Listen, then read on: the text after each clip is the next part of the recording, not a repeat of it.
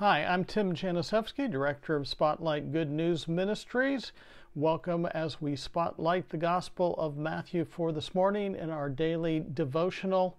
And we turn the page from Matthew chapter 1 to Matthew chapter 2, having looked at the genealogy of Jesus and the birth of Jesus with faithful Joseph, and then the recognition that Jesus is fully God and fully human, that he is Emmanuel, God with us, and Jesus, the one who has come to save us.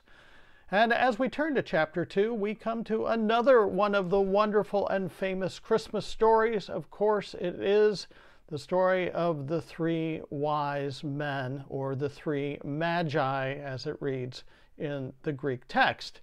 Let me read this passage to you. It's so wonderful, it is worth the hearing over and over again. This is from the English Standard Version that I'll be reading.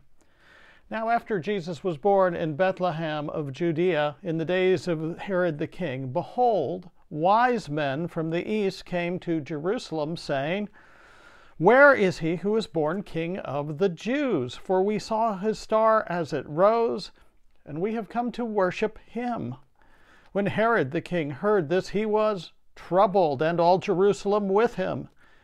And assembling all the chief priests and scribes of the people, he inquired of them where the Christ was to be born. And they told him, "In Bethlehem of Judea, for so it is written by the prophet.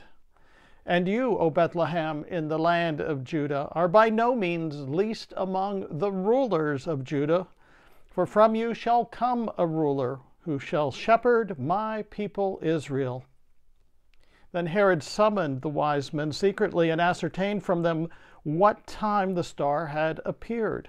And he sent them to Bethlehem, saying, "Go search diligently for the child, and when you have found him, bring me word, that I too may come and worship him." After listening to the king, they went on their way, and behold, the star that they had seen when it rose went before them until it came to rest over the place where the child was. And when they saw the star, they rejoiced exceedingly with great joy. And going into the house, they saw the child with Mary, his mother, and they fell down and worshipped him. Then opening their treasures, they offered him gifts, gold, frankincense, and myrrh.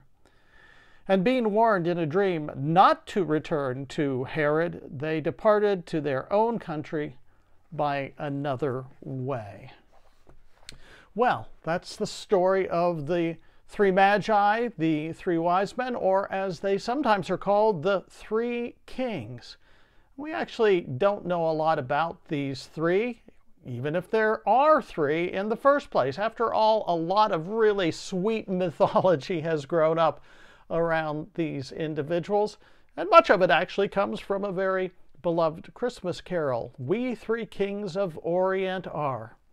Actually, that that Christmas carol was written in 1857 by Joseph Henry Hopkins. Joseph Henry Hopkins, who was an Episcopal priest in Williamsport, Pennsylvania, and he actually wrote it for a Christmas pageant that was being held that year in New York City. And some of the mythology around that is, first of all, that there were three, but the text of Scripture doesn't really tell us there were three. It tells us there were three gifts mentioned, but not necessarily three kings.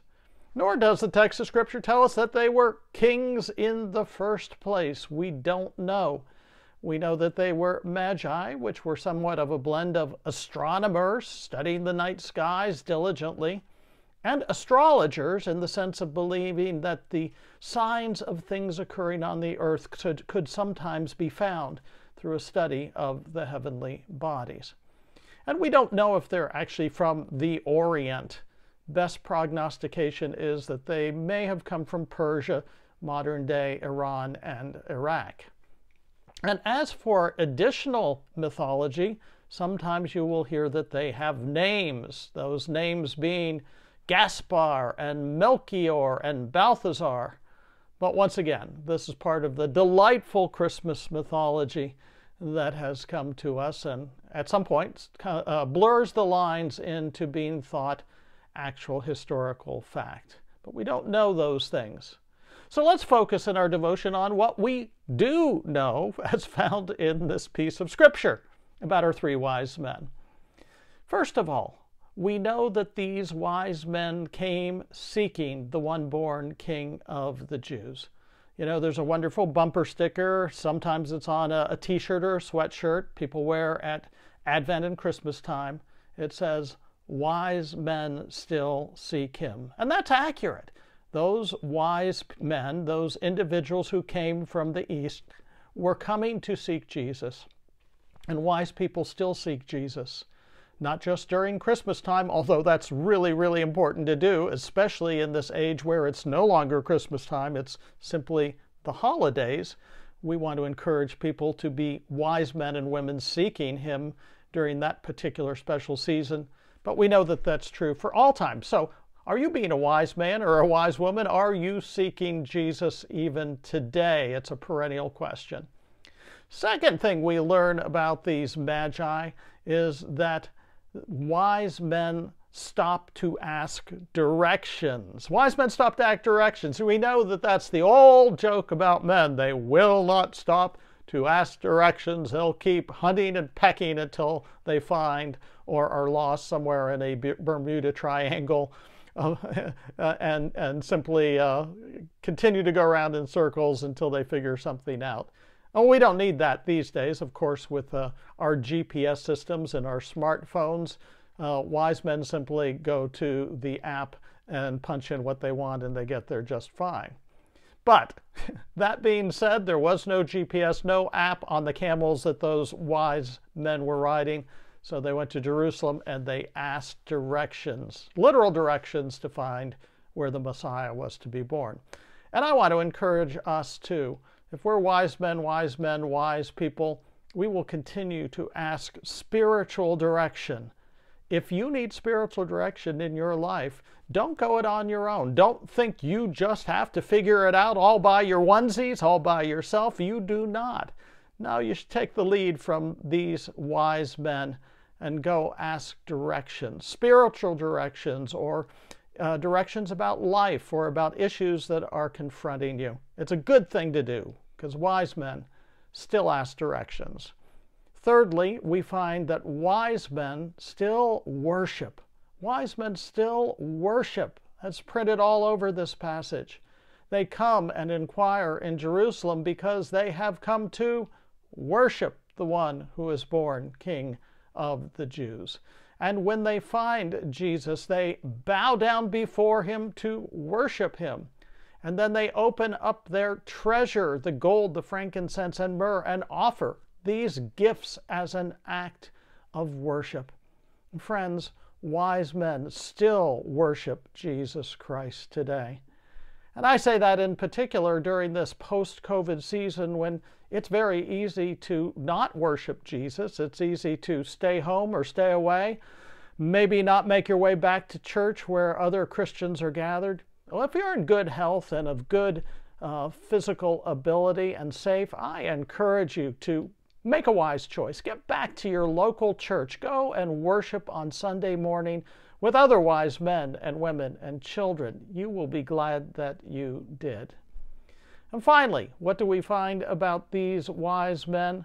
We also find out that they heed warnings. They were warned not to go back by the route where that snake, Herod, was. Oh, just find him and bring me word that I may go worship him. Well, we're soon to find out in our next passage that he had no intention of doing that. They were warned in a dream, and because they listened to a warning and heeded that warning, they were protected, and so was Jesus and his family. So wise men, wise women, wise people still heed warnings. And there are lots of warnings in the Bible, friends, all over the place. Simply think of the second half of the Ten Commandments. You shall not murder. You shall not commit adultery. You shall not steal. Warning, warning, warning. After that, you shall not bear false witness against your neighbor. You shall not covet your neighbor's house or your neighbor's spouse or anything else that belongs to your neighbor. What are all 5 of those? The second tablet of the 10 Commandments? They're warnings. And we should heed the warnings of Scripture because wise men still heed warnings. So what have we found out that makes these magi, these wise men so wise? Well, they still seek Jesus. They stop and ask spiritual directions. They are willing and eager to worship the King. And finally, they listen to the warnings that God sends them. Are you a wise man? Are you a wise woman? If so, heed and follow the example of the wise men who came from the East. That's our devotion for today. I'm Tim Janisewski. Check out our other resources at spotlightgoodnews.com. And if you are involved through Facebook, like us and share us. See you next time.